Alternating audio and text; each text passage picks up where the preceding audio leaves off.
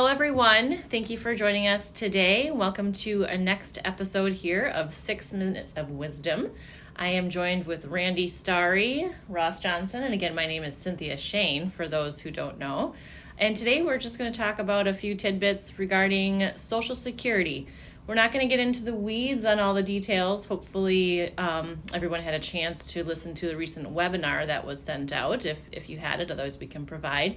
But just some high-level thought process around Social Security. Randy, you were talking about some things with your dad recently.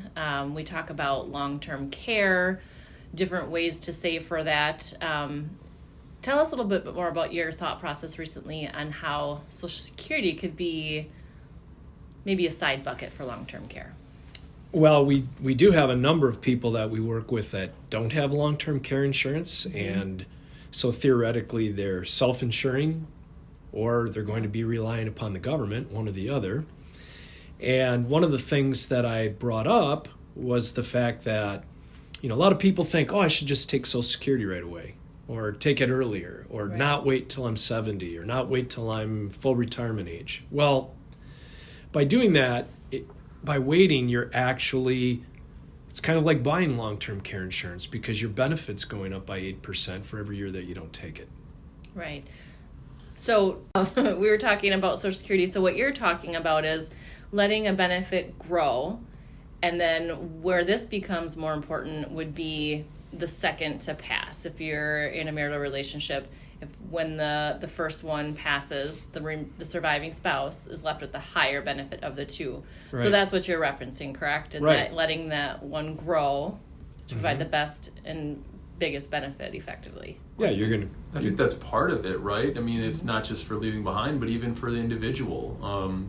By letting that benefit grow, because it's growing every month from the time in which you're 62 and can start taking it up until 70, in which it stops growing.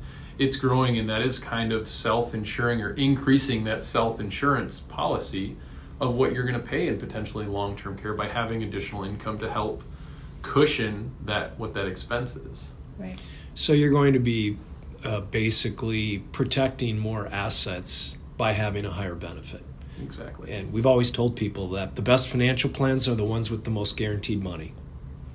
So if we have a higher amount of money coming in from Social Security, obviously that makes life a little bit easier when it comes time to pay the monthly bill for assisted living. Right.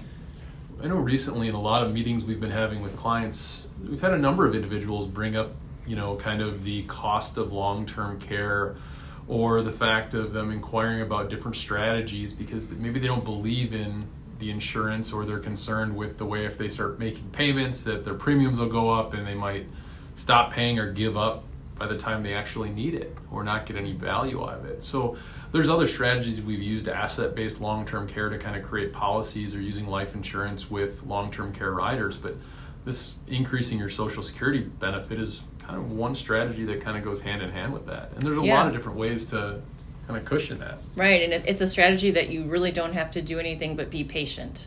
That's ultimately what it boils down to. I think a lot of people are concerned about the fact that, I don't have this money coming in, so I can't do what I really want to do when I'm in my 60s. Right, that paycheck feeling. The reality is that we're going to encourage people to take money from their retirement plans before they take Social Security.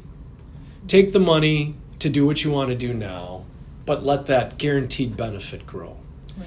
Particularly with the kind of markets we've had lately. Your retirement assets are higher than maybe you even anticipated they might be 5 years ago. So why not take a little bit of that money now and let the Social Security grow and take that at a later date? Right. So. And I think what's important to encourage everybody here is that there are so many factors that go into play with long-term care insurance, or Social Security really at its finest. You can really peel each layer away like an onion and find out new rules or how this affects that. And what we would just certainly want to encourage everybody is to always just reach out to us, and don't rely necessarily on the Social Security Administration for them to tell you all the ins and outs, because they might be just going through their day. No offense to the Social Security Administration, but if you even get through on the phone. Correct. They may not, take that time to think everything through. And that's what we're here to help do. We have specialists in our back office. We're going to take the extra time to do the research, to see, how you can maximize your benefit opportunity. You bet. Well, and with our analysis, as Cynthia kind of brought up, we're going to look at the situation for each person and weigh the pros and the cons versus what makes sense for them. Mm-hmm. But ultimately, if you're working with someone in the Social Security Administration, they're just going to process it. They're not going to analyze it from a mathematical perspective, analyze it from an emotional perspective of what makes sense, looking at all key figures that come into it. Just before we wrap up, one other thing associated with that, there was a recent article that regarding the solvency of Social Security. It came out, and now they're saying Social Security is going to run out, and this was a headline, run out in 2035 instead of 2036. Well, that's not really true. I mean, I think we all know that those headlines are for shock and awe. It's just saying that based on the way it's set up right now and based on the payers paying into the system versus the money going out, it's not going to be able to last forever because you have such fewer payees versus the recipients going on right now, that there's going to be reform, and I think we know it's going to change, but there's a couple different websites out there you can check, and you can manipulate and change Social Security to see how you can extend it. I mean, if they raise the tax ceiling up a little bit more, if they change and start taxing the benefits more, there's all these different things that could, extend Social Security indefinitely. And I don't think any of us think it's going to go away. It's just going to change a little bit, maybe. So is that your speech on here? You're going to run for office and you're going to figure out Social Security? Yeah, no, I'm not running for a political office. I took that a whole other direction. Not sure who wants to run for office these days. Yeah, I don't know anyone in their right mind really wants to. Someone's going to be smart. All right, with that, we'll wrap things up. If you like what you hear on 6 Minutes of Wisdom, please subscribe on Apple Podcasts or Spotify. You can also ask Alexa to play Apple Podcasts 6 Minutes of Wisdom. Thank you very much for your time, and please share this with those who you think might benefit from it. Thank you. Thanks, guys. Have a good one. Bye-bye.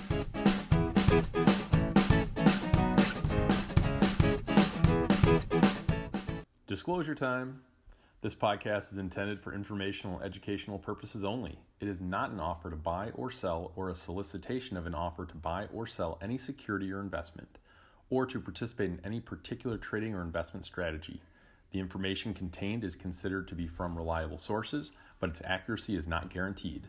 We do not offer tax or legal advice, so please consult your tax or legal professional for information specific to your situation. The opinions expressed are those of the show's hosts and guests and are not necessarily those of Robert W. Baird & Company, Incorporated. Please note past performance is not indicative of future results, and diversification does not ensure a profit or protect against loss. All investments carry some level of risk, including loss of principal.